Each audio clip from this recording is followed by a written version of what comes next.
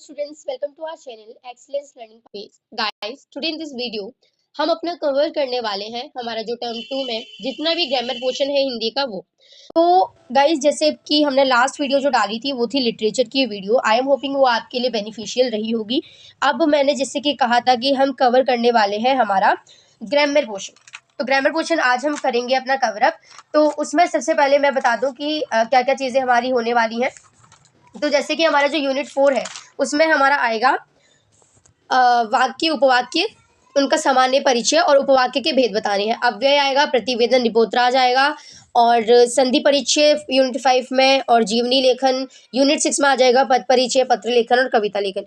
देखो ये सब आने वाला है हमारा। हम आज इस वीडियो में सब कुछ टोटली कवर अप कर लेंगे और मैं यही मान के रखूंगी कि मैं आपको इतना ट्राई करूंगी कि आपको इसके बाद कोई और वीडियो ना देखनी पड़े और आप इससे ही इनफ पूरा कर पाए। तो ये आपके लिए इनफ होगी। तो चलिए हम जो है शुरू करते हैं।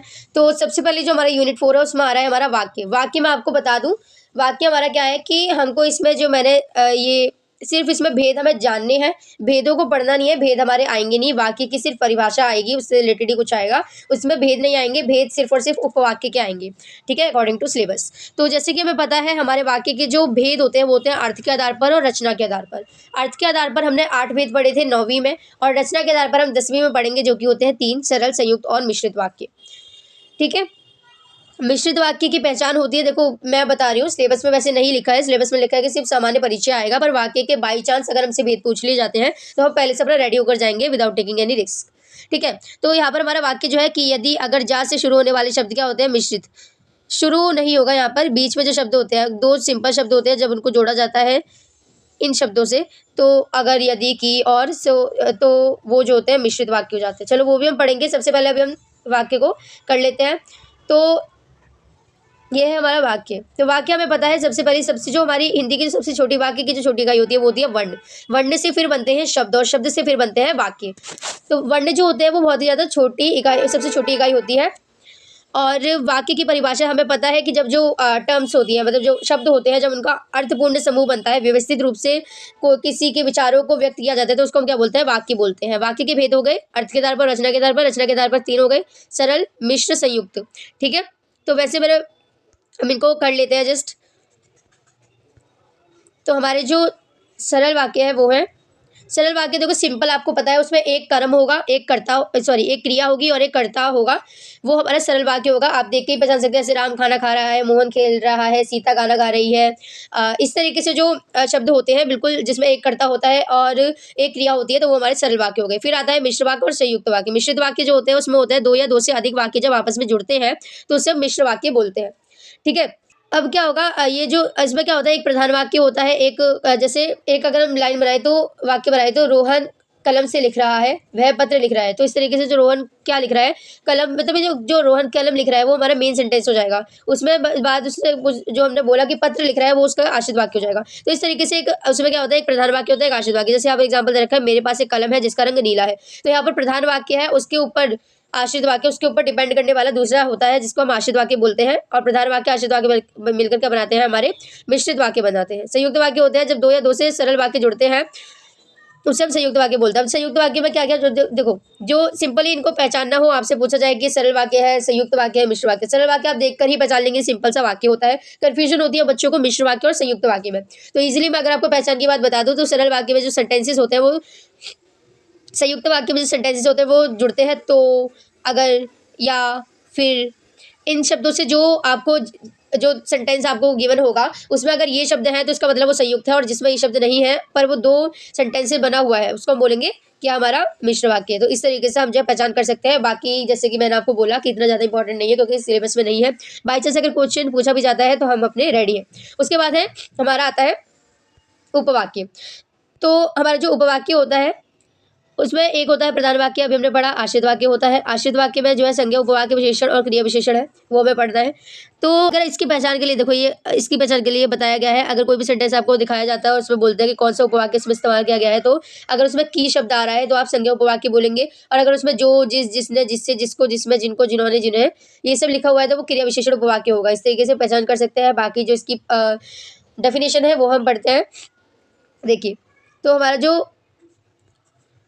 पदों का ऐसा समूह जिसका अपना अर्थ होता है। एक जैसे एक मैथ्स में नहीं होता कि बहुत सारी जो टर्म्स होती है वो मिलकर क्या बनाती है, एक इक्वेशन बनाती है, उसी तरीके से बहुत सारे पद मिलकर एक क्या बनाते हैं, वाक्य का एक पोर्शन बनाते हैं, भाग बनाते हैं, जिसमें एक उद्देश्य होता है, विधेय होता है। उद्देश्य और विधेय मतलब सब्जेक्ट और ऑब्जेक्ट्स होते हैं, ठीक है। वो क्या कहलाता है, उपवाक्य कहलाता है, जिसमें क्या होता है, एक प्रधान वाक्य होता है और एक आश्रित वाक्य होता है। संज्ञा उपवाक्य क्या होगा, सिंपल सी बात है, सब कुछ ना आश्रित वाक्य के ऊपर है। एक आपका मेन प्रधान वाक्य होगा, उसमें आपको बताया जाएगा, जैसे कि क्या होता है कि जो प्रधान वाक्य के ऊपर या आश्रित वाक्य होता है उसी पर आश्रित होता है, तो क्या होगा, आपसे पूछा जा सकता है कि जो प्रधान वाक्य है उसमें किस टाइप की संज्ञा यूज हो रही है, वो आपको बता रहा होगा। क्या हमारा जो दूसरा आश्रित वाक्य होगा वो हमें ये बता रहा होगा कि उसमें कौन सी उपवाक्य इस्तेमाल किया जा रहा है। मतलब इसमें जो किस चीज़ के बारे में हमारा जो आश्रित वाक्य है वो बात कर रहा है, प्रधान वाक्य की किस चीज़ के बारे में वो बात कर रहा है, संज्ञा के बारे में बात कर रहा है, विशेषण के बारे में बात कर रहा है, इस तरीके से हो सकता है, ठीक है। तो यहाँ पर है कि राम ने कहा, ये हमारा पहला सेंटेंस हो गया कि मैं पढ़ूंगा। अब यहाँ पर क्या कर रहे हैं, यहाँ पर ये क्या बता रहे हैं, संज्ञा ये राम के बारे में बता रहे हैं, तो उसने क्या कहा कि मैं पढ़ूंगा, तो यहाँ पर वो क्या बता रहे हैं, उसकी संज्ञा बता रहे हैं। इसी तरीके से जो मतलब आश्रित वाक्य क्या बता रहा है, क्या चीज़ बता रहा है, प्रधान वाक्य की, ये होता है हमारा उपवाक्य। अब यहाँ पे देखो, अगर हमारा एक प्रधान वाक्य है, वो जो प्रधान वाक्य है, प्रधान वाक्य की आश्रित वाक्य विशेषण बता रहा है, ठीक है। जैसे सीता के पास एक कपड़ा है जो कि पीला रंग का है, तो वो क्या होगा, विशेषण उपवाक्य, क्योंकि यहाँ पर जो प्रधान वाक्य है कि सीता के पास एक कपड़ा है जो कि पीला रंग का है, पीला रंग आश्रित वाक्य क्या बता रहा है, उसके विशेषण बता रहा है, इसलिए वो विशेषण उपवाक्य वहाँ पे इस्तेमाल हो जाएगा।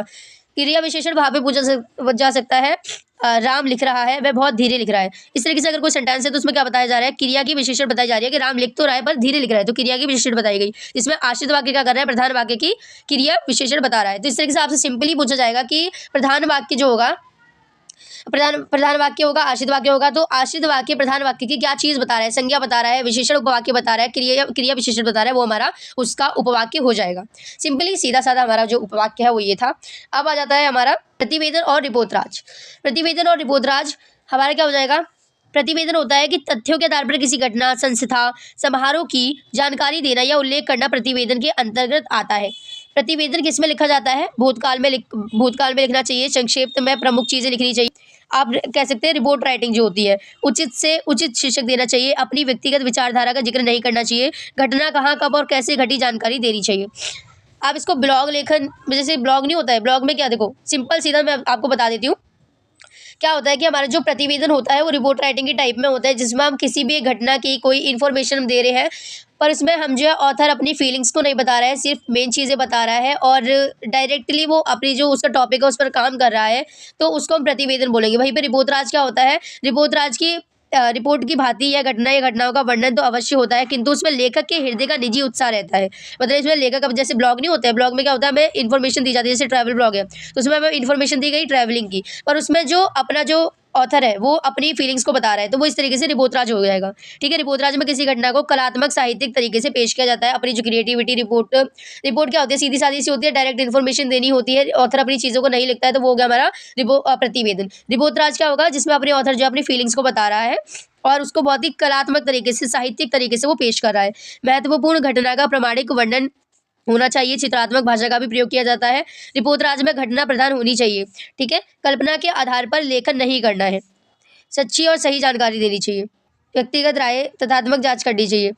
तो ये क्या हो गया, इस तरीके से हमारा टोटल होता है प्रतिवेदन और रिपोर्टराज में। यहाँ पर हमसे अब डिफरेंस देख लेते हैं एक बार, दोनों में अंतर। प्रतिवेदन में घटना के बारे में जानकारी दी जाती है, जबकि रिपोर्टराज में घटना को कलात्मक तरीके से पेश किया जाता है। प्रतिवेदन में तथ्यों का लेखा जोखा होता है, प्रतिवेदन में संक्षिप्तता, सार गंभीरता भी होती है, गंभीरता का होना जरूरी होता है। रिपोर्टराज में किसी घटना को अपनी मानसिक छवि में डालकर पेश किया जाता है। रिपोर्टराज में रेखा चित्र शैली में लिखा जाता है और रिपोर्टराज में कथा तत्वों का मिश्रण रहता है। तो इस तरीके से हमारा रिपोर्टराज और जो प्रतिवेदन है उसमें डिफरेंस मैंने आपको बता दिया है। सिंपल सीधी सी बात है, हमारा जो प्रतिवेदन होगा उसमें लाइक वो रिपोर्ट सीरियसनेस होगी, उसमें इन्फॉर्मेशन दी जाएगी, ऑथर्स की फीलिंग्स नहीं होगी। रिपोर्टराज में ऑथर्स की फीलिंग होगी, वो अपने कलात्मक तरीके से इन्फॉर्मेशन को दे रहा होगा, ठीक है। अब आ जाता है हमारा संधि। तो यहाँ पर हमारा संधि है, संधि में देखो, संधि हमारी स्वर संधि होती है, व्यंजन संधि होती है और विसर्ग संधि होती है। हमें यहाँ पर पढ़नी है स्वर संधि, दीर्घ संधि, गुण संधि, वृद्धि संधि और यड़ संधि, आयादी संधि, इस तरीके से संधि के टाइप्स होते हैं। हमें जो है यहाँ पर संधि को अच्छे से पढ़ना है, क्योंकि इसके टाइप्स भी हमसे पूछे जाएंगे, उससे रिलेटेड क्वेश्चंस भी आएंगे। संधि होता है स्वर संधि, व्यंजन संधि, विसर्ग संधि। स्वर संधि में हमारा क्या क्या आ गया, दीर्घ संधि, गुण संधि, वृद्धि संधि, यड़ संधि, अयादि संधि। इस तरीके से स्वर संधि हो गया। संधि क्या होती है, दो समीप वृद्ध वर्णों को मेल से जो परिवर्तन होता है वह संधि कहलाता है। मतलब जब दो वर्ण जो होते हैं वो मिलते हैं एक साथ, जैसे कि अगर हम एग्जाम्पल लें तो स्वा और अभिमान, ये वर्ण हो गए, क्या कर रहे हैं, मिलकर एक साथ एक वर्ण को बना रहे हैं जो कि होता है स्वाभिमान। ठीक है, इस तरीके से क्या होता है, जब दो वर्ण मिलकर एक शब्द को बनाते हैं तो हमारा संधि कहलाता है। संधि में पहले शब्द के अंतिम वर्ण एवं दूसरे शब्द का पहला वर्ण का मेल होता है। देखो अब यहाँ पे हमने क्या करा था, स्वाभिमान लिखा था, तो स्वा ये लास्ट वर्ड है पहले वर्ड का, और अभिमान तो यहाँ पर लास्ट वाले वर्ड का पहला, ये दोनों मिल जाते हैं। ठीक है, यही होता है। उसके बाद संधि के नियमों के द्वारा मिले वर्णों को फिर मूल अवधा में ले आने को संधि विच्छेद कहलाते हैं।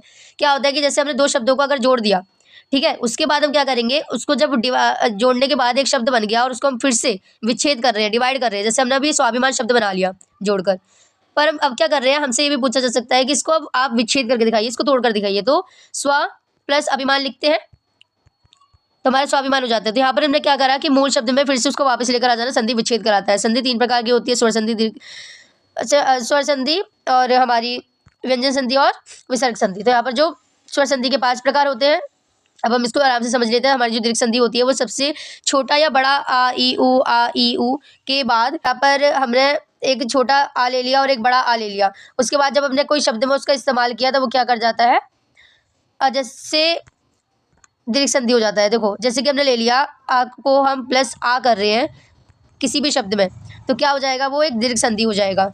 या फिर हम ई को ई से जोड़ रहे हैं तो वो भी एक क्या हो जाएगा, हमारा दीर्घ संधि हो जाएगा। जैसे कि यहाँ पर हमने एग्जाम्पल दे रखे स्वार्थी, तो स्व अ प्लस आरथी, ठीक है, इस तरीके से होगा जो कि बनता है स्वार्थी। इसमें हमने छोटे आ को बड़े आ से जोड़ दिया।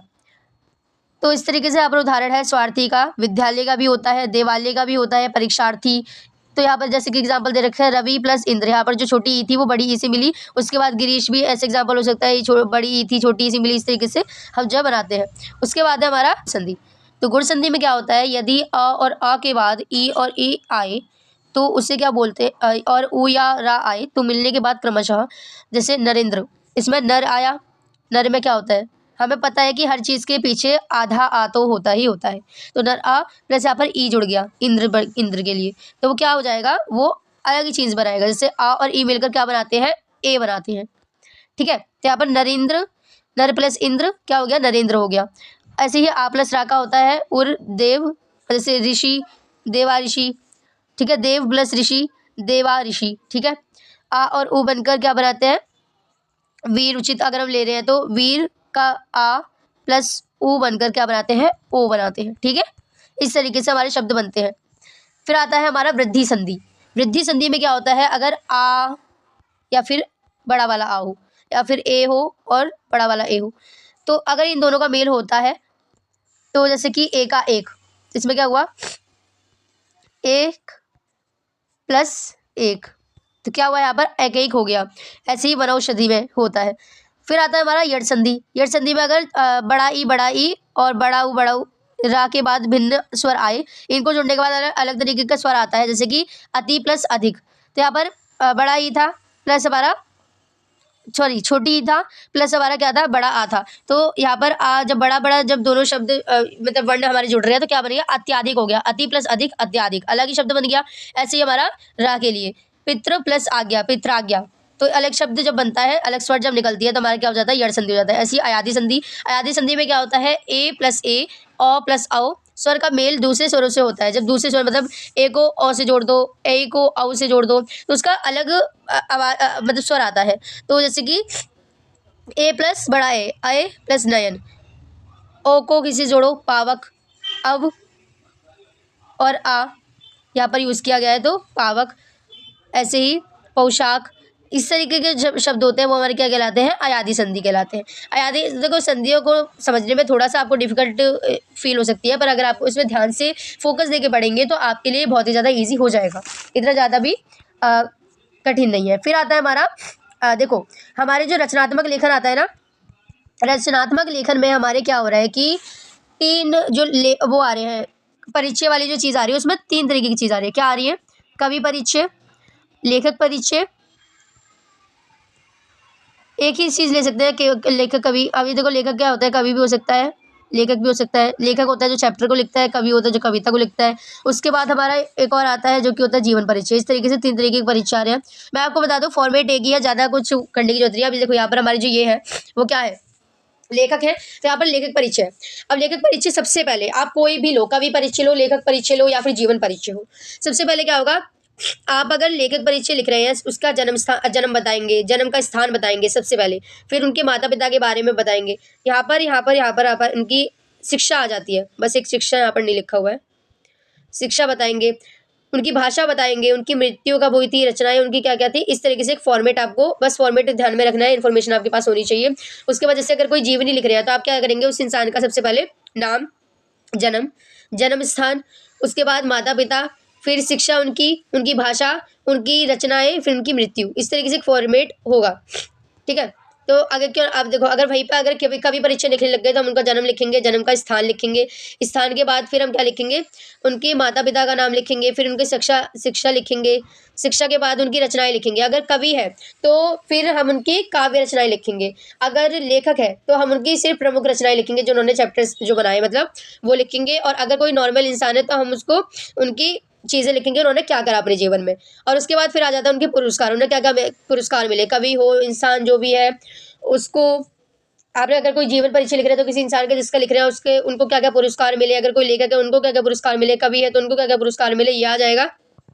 उसके बाद उनके यहाँ पर रचनाएं लिखने के बाद लास्ट में सबसे ज़्यादा लास्ट में आ जाता है मृत्यु उनकी कब हुई थी, अगर हुई है तो।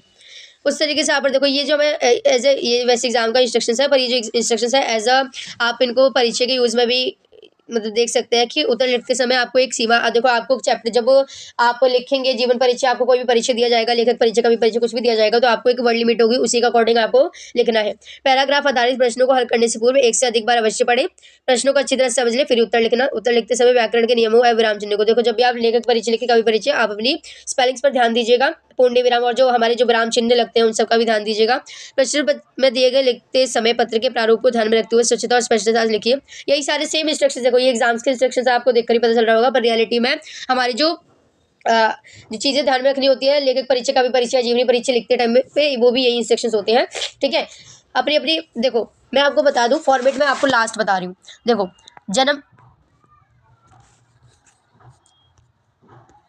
जन्म लिखेंगे, फिर जन्म का स्थान लिखेंगे, माता पिता लिखेंगे, और उसके बाद हम उनको क्या लिखेंगे, हम लिखेंगे उनकी शिक्षा। शिक्षा के बाद अगर उनके बाद शिक्षा लिखेंगे, शिक्षा के बाद हम उनकी भाषा क्या बोलते हैं, उन्होंने क्या क्या भाषा पढ़ी, ये सब भी हम लिख सकते हैं। उसके बाद हम क्या लिखेंगे, उनकी जो रचनाएं हैं, अगर वो कवि है तो काव्य रचना, अगर वो लेखक है तो रचना। और अगर कोई इंसान है, आप किसी का जीवनी परिचय लिख रहे हैं, किसी का जीवन परिचय लिख रहे हैं, तो उसने क्या क्या कार्य करे, क्या क्या प्रमुख कार्य करे, क्या अगर कोई सामाजिक कार्य करा, सेवा करी, कुछ भी करा, आप उसके कार्य लिखेंगे इस जगह पर, अगर वो कवि या लेखक नहीं है तो, ठीक है। उसके बाद लास्ट में आता है हमारा पुरस्कार। आपने जो भी कोई जीवन परिचय लिख रहे हैं, किसी कवि का परिचय, लेखक का परिचय लिख रहे हैं, फिर पुरस्कार आ जाएगा, और सबसे लास्ट में हमारा क्या आ जाएगा, मृत्यु उनकी कब हुई थी, ये एंड में आता है, ठीक है। इस तरीके से टोटल फॉर्मेट होता है। मैंने आपको तीनों चीज़ें करवा दी हैं।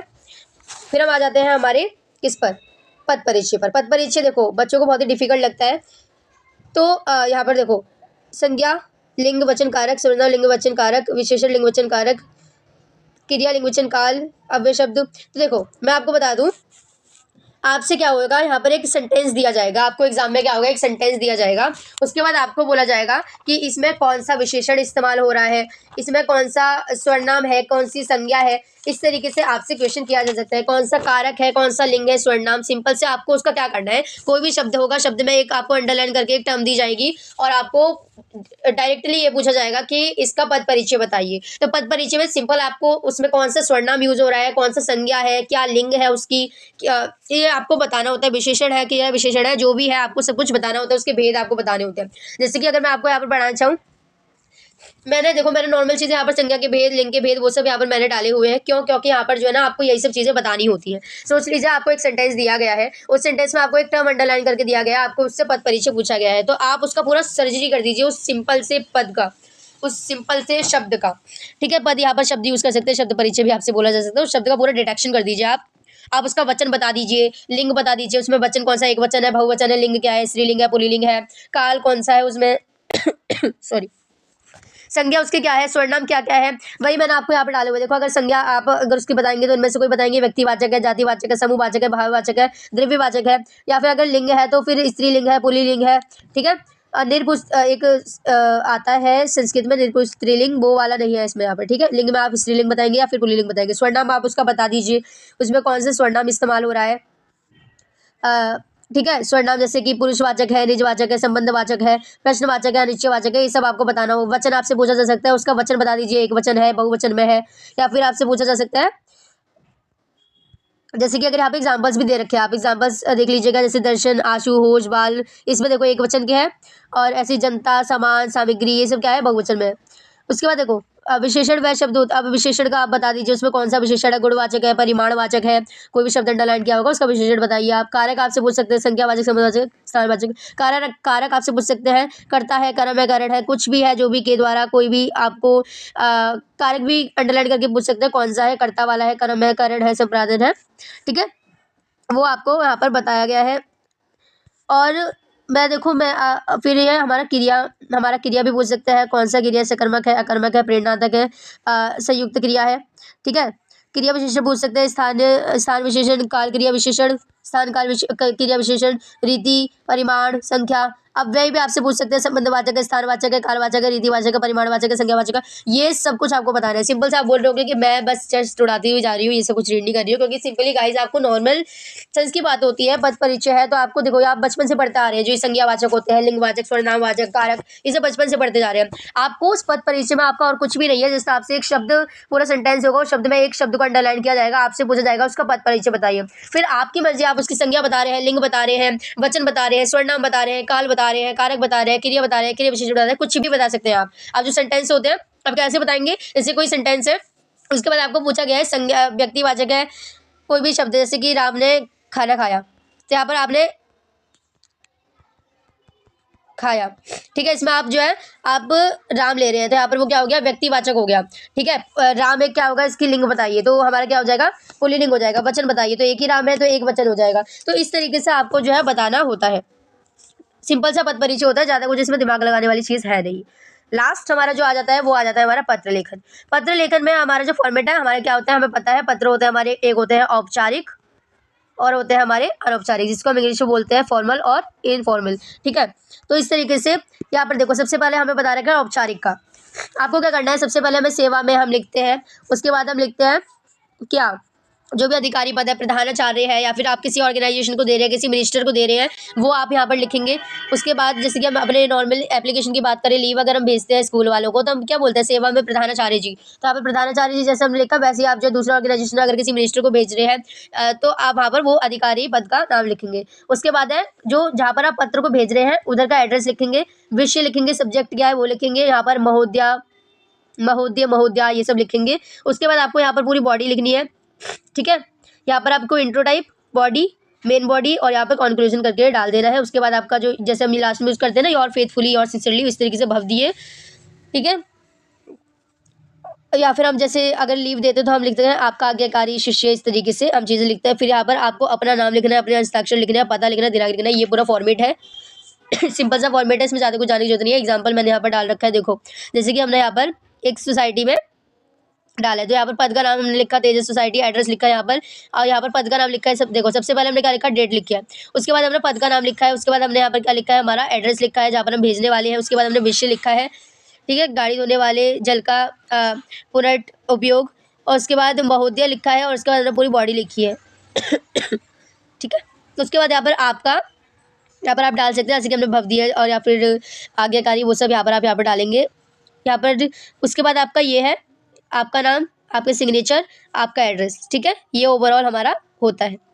तो बहुत सिंपल है, औपचारिक आपने कर रखा है, आप लीव भी देते हैं, आपको फॉर्मेट इसका पता ही होगा। उसके बाद अनौपचारिक, अनौपचारिक तो इससे भी ज़्यादा ईजी होता है। अनौपचारिक में क्या होता है, सबसे पहले आप अपना एड्रेस लिखेंगे, उसके बाद आप डेट लिखेंगे, अपने मित्र को दे रहे हैं, बहन को दे रहे हैं, भाई को दे रहे हैं, माता को दे रहे हो, पिता को दे रहे हो, दोस्त को दे रहे हो, किसी को भी दे रहे हो उसका यहाँ पर लिखेंगे, प्रिय मित्र, प्रिय बहन, या फिर सखा, इस तरीके से डालते हैं। उसके बाद नमस्ते आप जो है ग्रीट करेंगे और यहाँ पर आप अपना मैसेज लिखेंगे, डायरेक्ट मैसेज लिखकर यहाँ पर हमारा तुम्हारा मित्र या फिर अगर आप उनके पुत्र हो, कुछ भी हो, आप यहाँ पर लिखेंगे, उसके बाद अपना नाम लिख देंगे।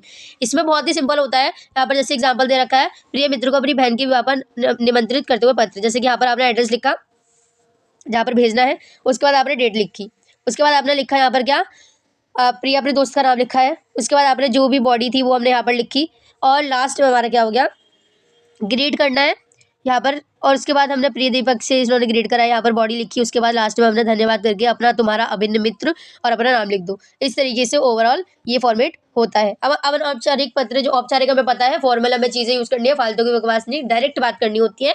और जो अनौपचारिक होते हैं उसमें हमें हमारी जो भाषा होनी चाहिए, पत्र में लिखी बात संक्षिप्त होनी चाहिए, समराइज्ड होनी चाहिए, आरंभ और अंत प्रभावशाली होना चाहिए। आप अपने से खुद के अपने से बात कर रहे हैं तो आपको उस चीज़ का, उस भाषा का आप कैसे बात कर रहे हैं उस चीज़ का ध्यान रखना है। भाषा और वर्तनी को शुद्ध रख के लेख स्वच्छ होना चाहिए।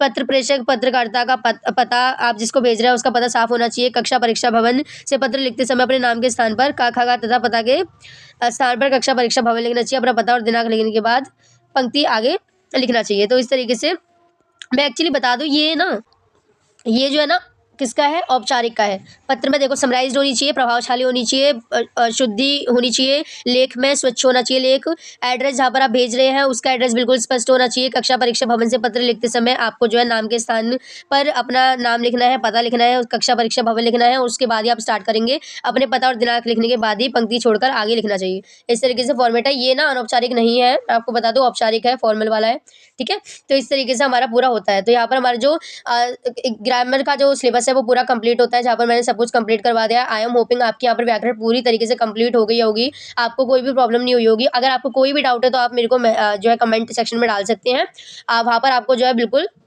आपको रिप्लाई दिया जाएगा। तो ये हमारा ओवरऑल हिंदी का लिटरेचर पोर्शन और हिंदी का ग्रामर पोर्शन हमने पूरा कंप्लीट कर लिया है। आई एम होपिंग आपके लिए बेनिफिशियल होगा।